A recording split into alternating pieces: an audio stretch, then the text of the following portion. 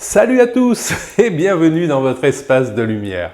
Avoir une véranda, mais c'est génial, mais l'entretenir, c'est la clé pour qu'elle reste votre pièce préférée.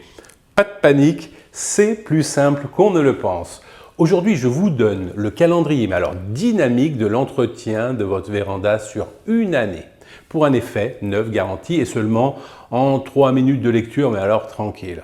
Commençons par ce qui rend votre véranda lumineuse. Les vitrages. La règle d'or, au moins 4 fois par an, soit à chaque saison. Pourquoi? Parce que la pollution et la météo ne font pas de pause. Utilisez de l'eau tiède et un peu de savon doux. Oubliez la javel et surtout rangez ce nettoyeur haute pression. Un chiffon microfibre ou une éponge douce suffisent amplement. Votre objectif? Éviter les traces et préserver les matériaux.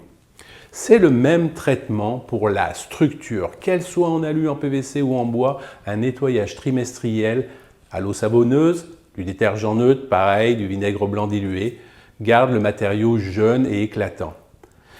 Pensez à toujours rincer, mais alors abondamment, c'est le secret d'une couleur qui ne ternit pas dans le temps. Passons maintenant au point névralgique de votre véranda. Nous avons 2 saisons de maintenance importantes, le printemps et l'automne. En automne, c'est le grand décrassage et la préparation hivernale. En automne, c'est l'heure du grand ménage. Les feuilles mortes sont tombées et elles adorent boucher vos gouttières. Nettoyez et vérifiez que les évacuations d'eau sont parfaitement dégagées. C'est vital pour éviter les infiltrations et l'accumulation de poids sur le toit en cas de neige ou de forte pluie. Et au printemps, l'inspection et la remise en état. Au printemps, vous préparez l'été.